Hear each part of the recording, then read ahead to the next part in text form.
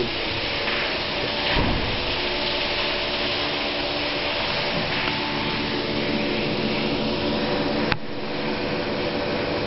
Me sammakot vaadimme lisää lätäköitä. Pysäyttäkää ilmastonmuutos. Aivan!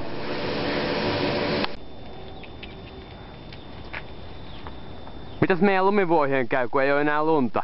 Pitäis varmaan vaihtaa turkin väriä. Otetaanko pinkki?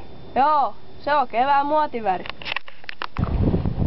No poikaselta meni suojaväri, kun enää ei oo paljon lunta maassa ja maa on ruskea, niin kaikki pedot huomaa sen mun valkoisen kuutinseni.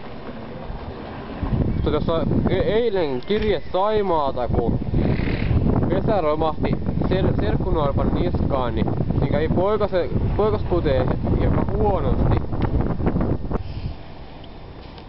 Käytiin vaimon kanssa viime vuonna tuolla pohjoisessa, mutta siellä ei yhtään pesää ollut jäljellä enää. Kaiken maailman turkulaisen sinne tuppaan.